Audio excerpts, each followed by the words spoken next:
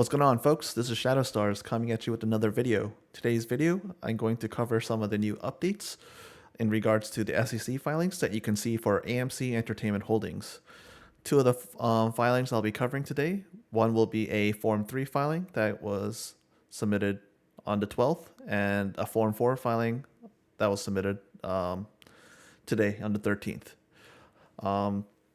That's going to be two separate parts, one for the Form 3 filing, one for the Form 4. And then the final part, I'm going to just briefly show you a financial statement of a stock ticker I've seen mentioned on social media a lot. And just a quick look at the financials, I think will easily tell you that, hey, like, it'll tell, once you see the financial statement, you'll know exactly what to think about.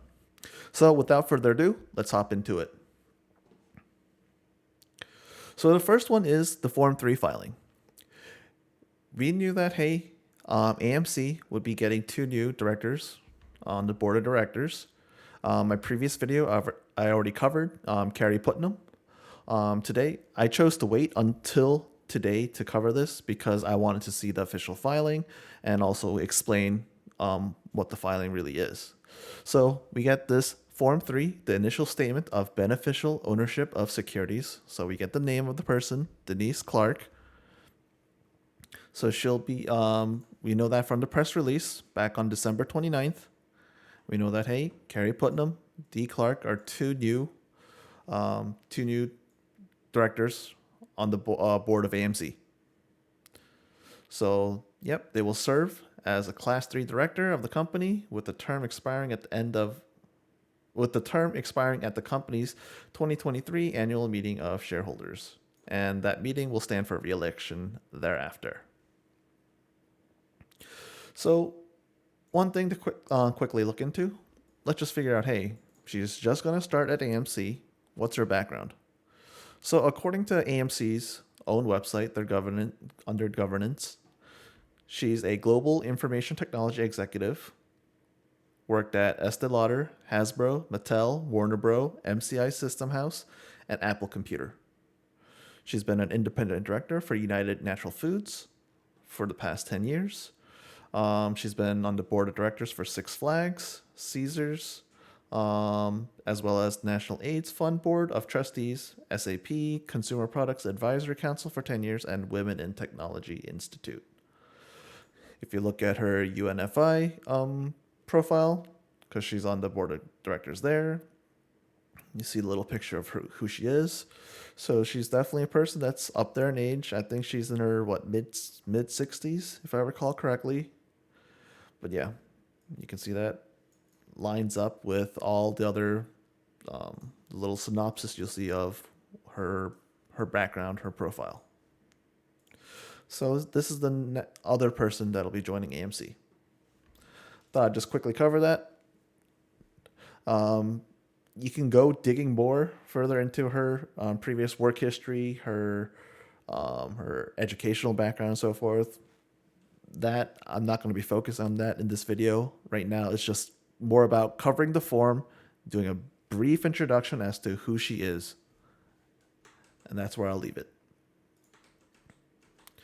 So now the next one is the Form 4. In my previous video, I already covered, couple of videos ago, I covered that, hey, Sean Goodman, you know that, hey, he got those shares vested. And I said it, hey, within two weeks, if not a month, we're going to see a filing that, hey, he's going to sell. My last video, I showed you the Form 144 filed that Sean Goodman was going to sell. And now officially, we know that on the 11th, he did indeed sell Class A common stock of AMC. He sold 80,750 for net average price for $4 and almost 68 cents per. So you'll have 4,420 shares left. Now, what I'm going to do is I'm going to pull up my little Excel sheet here, and I'll show you all the shares that he's been selling.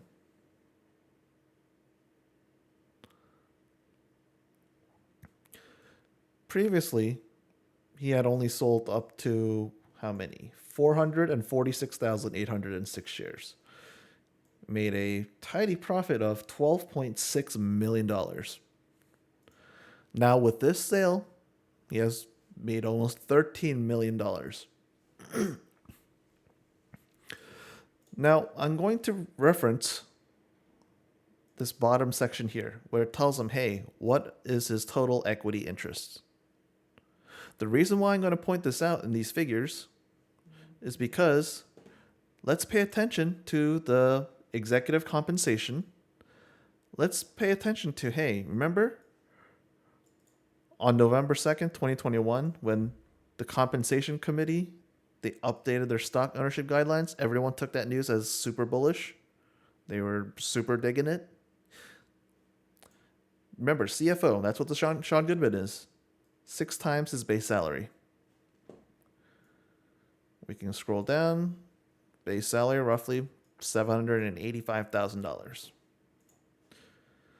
$785,000, approximately 6 times his salary, $4.7 million, right?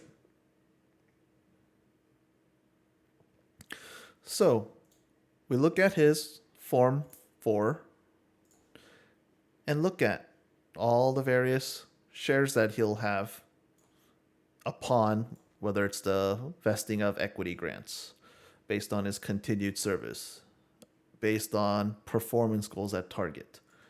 Total is 745,642 shares. You do all the breakdowns, how many shares of AMC he has, APE, AMC, APE, all that, based on the various awards. And we use today's value. Remember, he doesn't have all this just yet. He currently does have 4,420 shares of AMC. But everything else, he doesn't have them yet. That's conditional. Based on future vesting of equity grants, issuable upon continued service, issuable upon attainment of performance goals at target. I'm using today's figures, AMC at 506, APE at 152.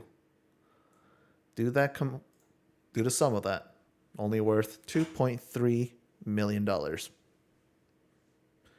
Let's say this wasn't even planned. So let's add back in the amount he made, 377,000. That's still just under $2.7 million worth in shares. He's supposed to hold approximately 4.7 mil. Nowhere near that, right? He's under the 6 times limit, but he's still selling his shares. What does that tell you?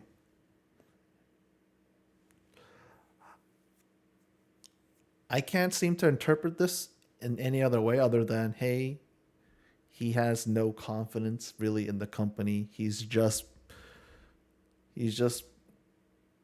trying to milk it as much as he can.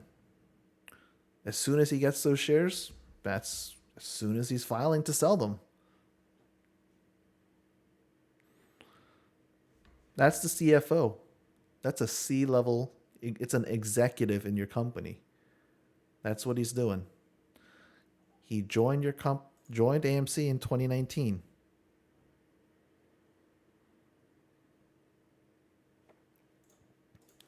So that's the filing here. Like I cover in all of my videos, I'm very transparent. This is all from the SEC Edgar website. Not locked behind some sort of paywall. I'm not going to hide where I'm getting the information from. You can search it easily yourself. Look up AMC Holdings. Look at the ownership disclosures. You'll see the SEC forms, the Form 4 filings, the Form 3 filings. You can look at the exact same Schedule 14A filing right here, April 29th, 2022. Everyone has access to it, so you don't trust me? Go ahead and take a look. That's where the information is. This is what your CFO is doing. And we see that, hey, AMC, you got Couple new directors. You know, I covered in the previous video. I can cover it again here. Director compensation. We see what the directors are being compensated, how much they're being paid.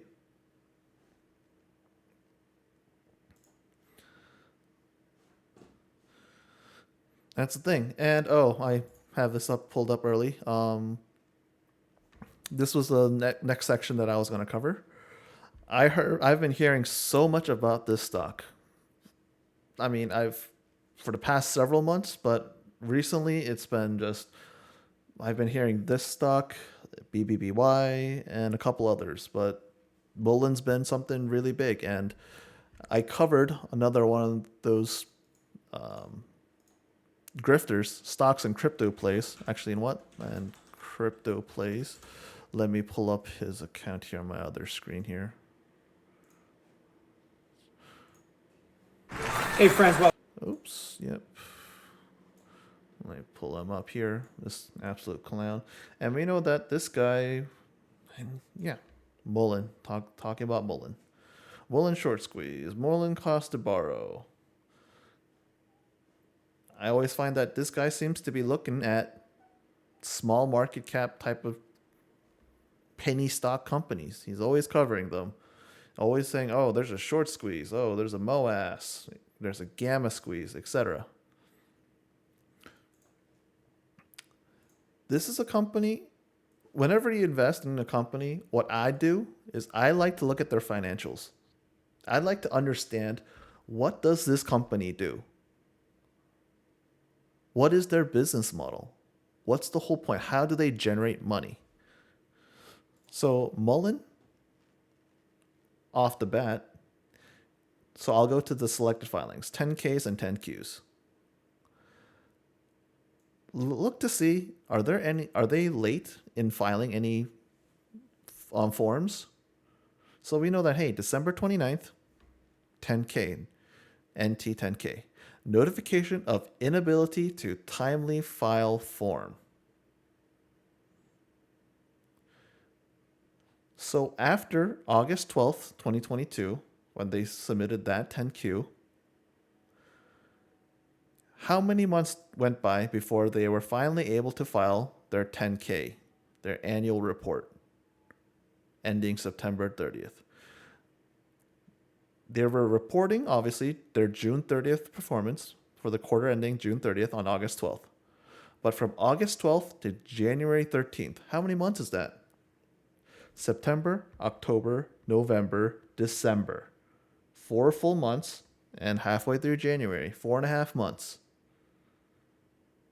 They were not able to file their 10K. They filed it late. That right off the bat tells me, yikes, what's going on?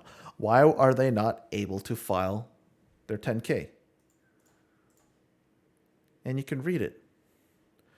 They are unable to timely file its annual report without unreasonable effort or expense because it is awaiting a final valuation of certain companies' warrants to complete the preparation of its consolidated financial statements. The company has engaged in an independent third party to perform that valuation, the outcome of which could have an impact on the consolidated results of operation.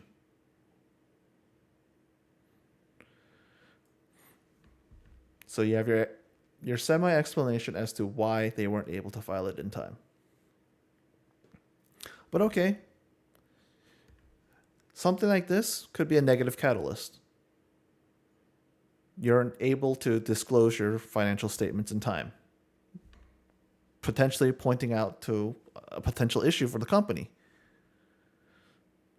But hey, you get the new filing. Took you 2 weeks from that. So I want to show you folks the filing here. So let's let that load. Now off the bat, let me zoom in a little bit. Look at the number of shares it has. Shares outstanding. What is that? Million, billion, 1 point almost 7 billion shares of common stock outstanding as of January 6, 2023. That's a lot of shares. How much has that grown? If a company, small market cap, sub $5 company, I want to know if you have that many shares, I want to know the history of it. Has Because it looks like it's been absolutely diluted to God knows how high. It's been diluted so much. That's why it's at a billion. So we can scroll down.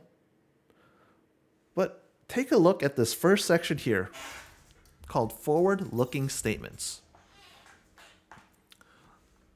This is something I like to read. So, first bullet point, we have incurred significant losses since inception. We expect that we'll continue to incur losses for the foreseeable future.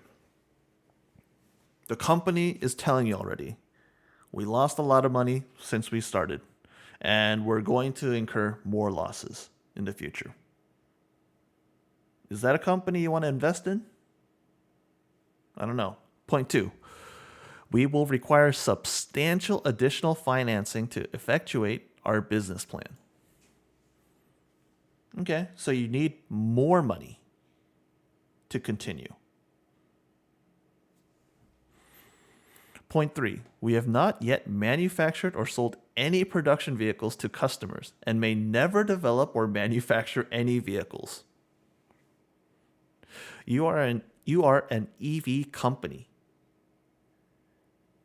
You haven't manufactured or sold any production vehicles to customers, and you may never develop or manufacture vehicles as a EV vehicle company?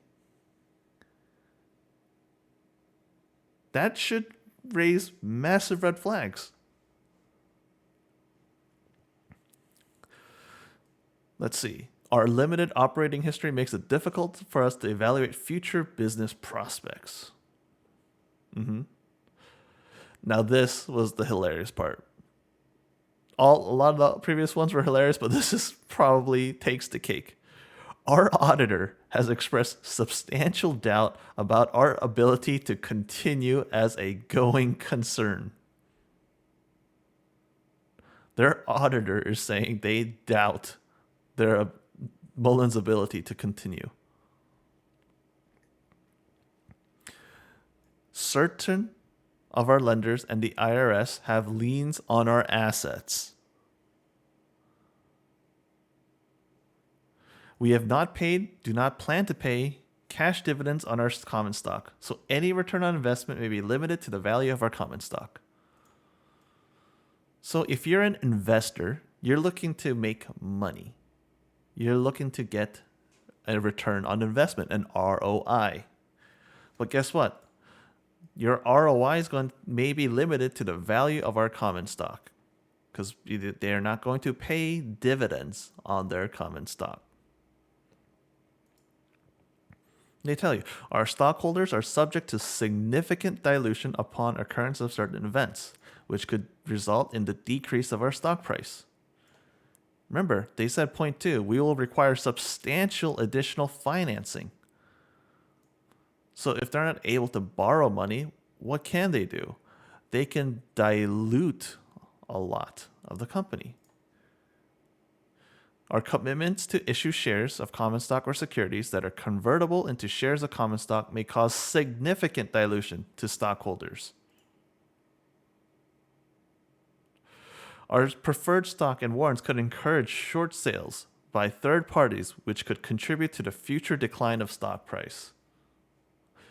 We may not be able to maintain compliance with continued listing requirements of the NASDAQ capital market.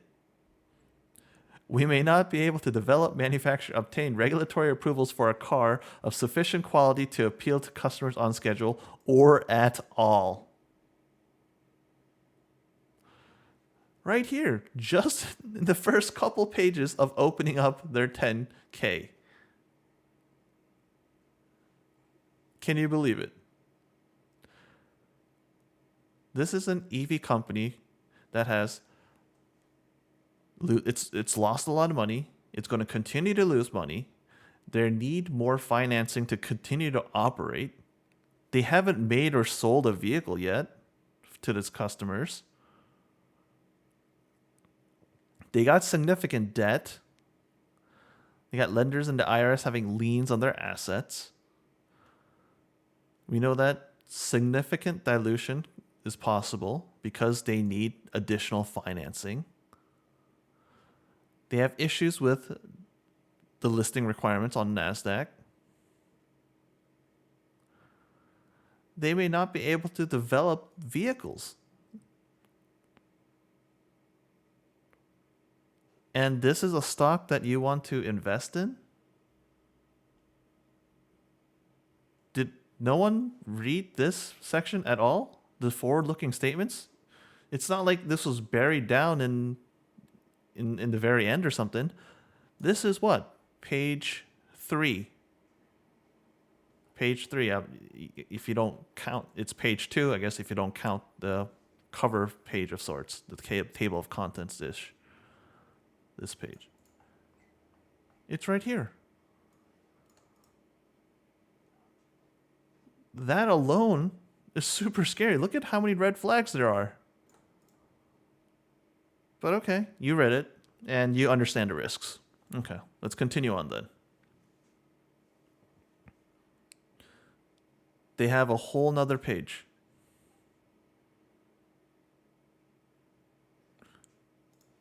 Look at all those issues.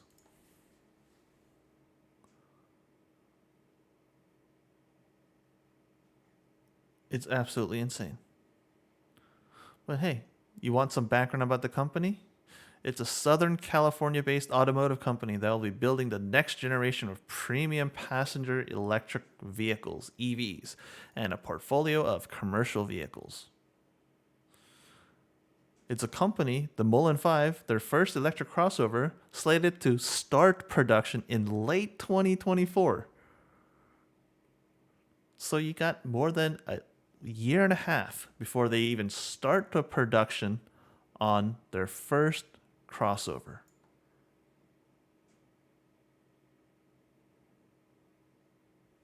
So if you're not producing vehicles yet, you can't sell them because you don't have them.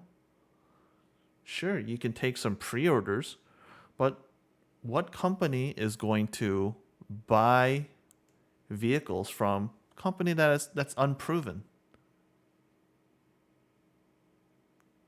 You might have a prototype out, but how good is it? Who's going to give you a significant amount of capital, put a big deposit down, believing that, hey, your vehicles are going to be worth it? How many customers would be willing to put down a deposit for an electric crossover that won't even start production until late 2024? So you might not even get your vehicle until 2025. So 2 full years. You haven't seen the vehicle yourself. You haven't driven it. You've seen some images of some prototypes. That doesn't mean that's going to be the final design. You're going to put a deposit on a vehicle like that? Does that make sense? That's not how I buy my cars. When I want to buy a vehicle, my last vehicle, I went to the dealership. I test drove the car. When I didn't like it, I decided, okay, check that off the list. Let me go down to the next car. I want to see it in person. Maybe I'm old school, but for me, when I buy a car, I want to drive it. I want to look at it, touch it. I want to see, does it match my expectations?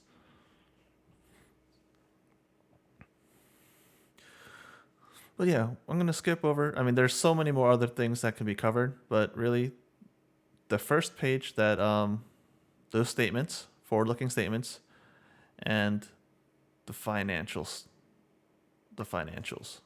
That's what I would really wanted to go over. So take a look at this. We know that off the bat, they're not producing those vehicles yet. They haven't started the production of those crossovers yet. So they're not really selling those vehicles. How much money are they losing? Loss from operations is almost $100 million for year end. 1 year, just loss from operations, nearly $100 million. Their total net loss, $740 million. $740 million. You're a company that hasn't made a lick of revenue. Sure, you might have taken some pre-orders, but besides that, you're not making money. And you've already incurred this massive loss in a year, $740 million. Back in 2021, net loss of only $44 million. Yikes. And this is a company that you want to buy into, you want to invest in? Tell you, cost of goods sold. To date, we have not recorded cost of goods sold, as we have not recorded commercial revenue. Revenues. We do not currently generate any revenue. Once we commence production and commercialization of our vehicles, we expect most of our revenue will be initially derived from direct sales of cargo vans.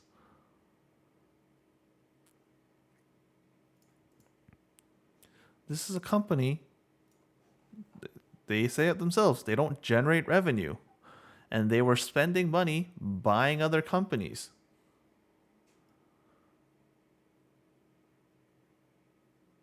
They've burned hundreds of millions of dollars in the past year.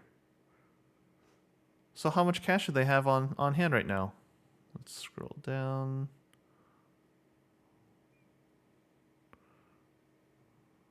Oh, was it further up? Where is it?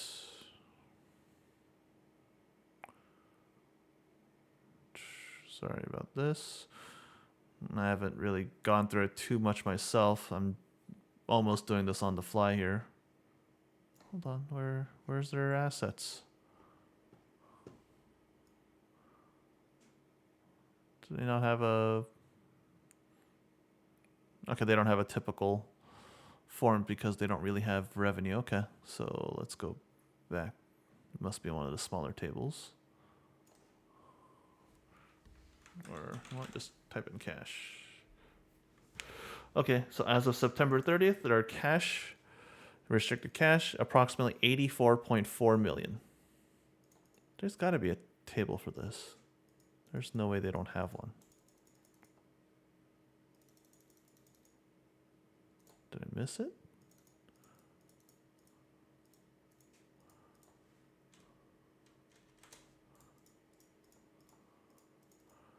Oh, never mind. It was further down. I missed it. My bad. Total of, cash and cash equivalents, $54 million cash. Total assets, $86 million. Their total assets, $302 million, approximately. And what did we say? Last year, they've burned over $700 million. Does it make sense to invest in such a company? Does it make sense? Net loss, $740 million. They only have their total current assets, $86 million. Just cash on hand, $54 million. They're burning $740 mil. They've burned $740 mil in 1 year. So how much is that over a month? 740 divided by 12. What is that? $61 million a month? And they had $54 million in cash and cash equivalents.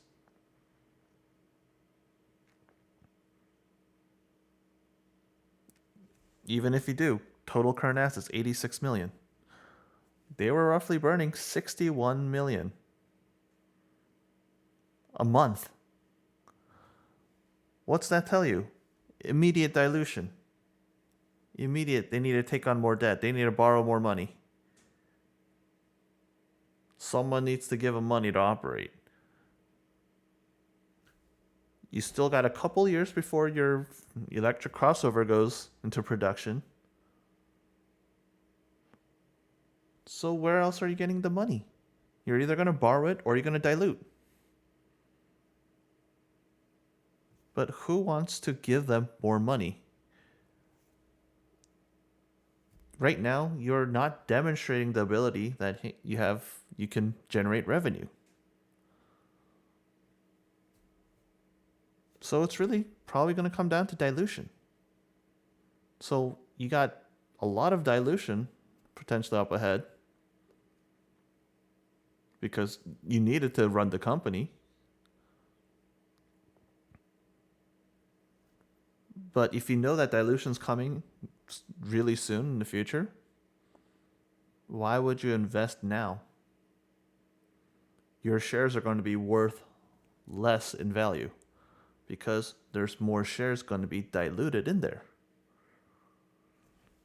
It's already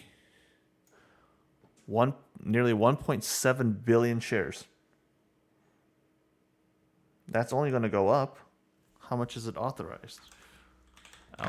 Outstanding.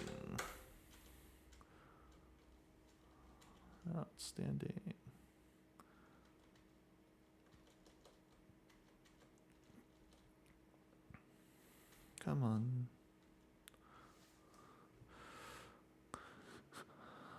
Okay, so they have common stock 1.75 billion authorized. So they don't really even have that many more shares authorized or left to sell. So they're going to have to increase the amount. They're going to have to do a shareholders meeting to do that. And I think they had a meeting planned. If shareholders don't authorize it, this company's absolutely screwed. It's going to go bankrupt. It's going to have to restructure somehow. But based on how much money they're burning, look at their total assets. Look at their liabilities. Shareholders are going to get screwed on this. You're not going to get anything back. All the lien holders.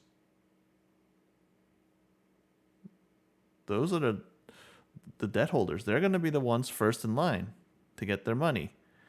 As shareholder, you're going to be, maybe you'll be lucky to get a couple crumbs, if at all. So just looking at this just tells me right off the bat, not something I would ever want to touch. I don't care if your cost to borrow is 100%, 300%, 800%. I don't care. It could be 1,000% for all I care, 10,000% for all I care.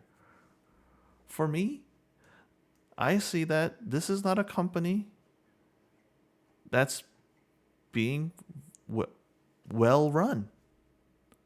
It's a company that's just starting up.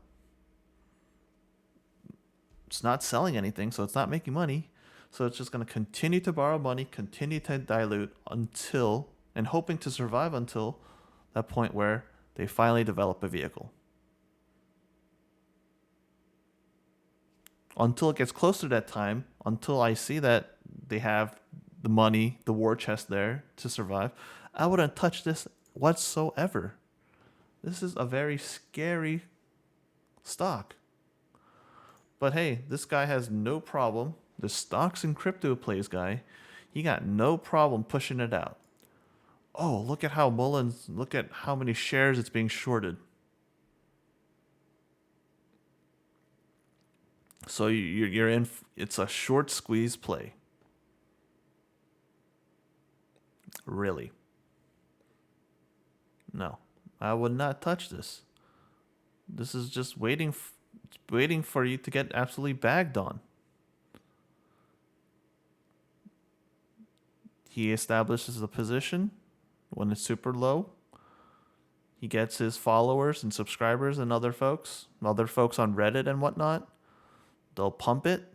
They'll buy in and pump it, and you'll get a massive sell-off, and they'll continue to rinse and repeat. It's the exact same garbage that Atlas Trading Group got nailed by the SEC for doing. You're pumping crap stocks. You're using retail investors as your exit liquidity. You buy into that stock, absolute trash stock, but you hype it up. You say, oh, bye, it's going to be a really good investment, da-da-da-da-da. So you trick those people to go spending their money. Stock goes up. And then you choose to sell. So you make profit off of all those folks that you just tricked. It's absolutely terrible.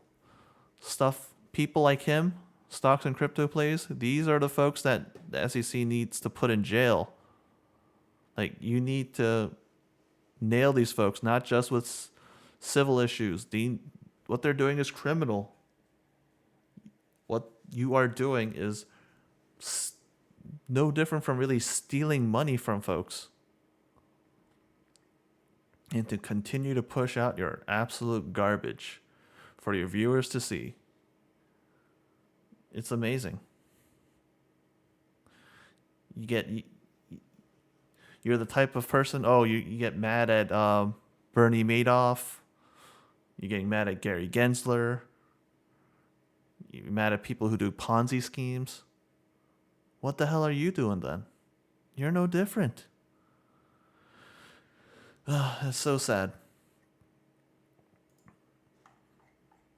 Yeah, so we looked at the financial statements. So we know that, you know what? Terrible company. Absolute garbage financials.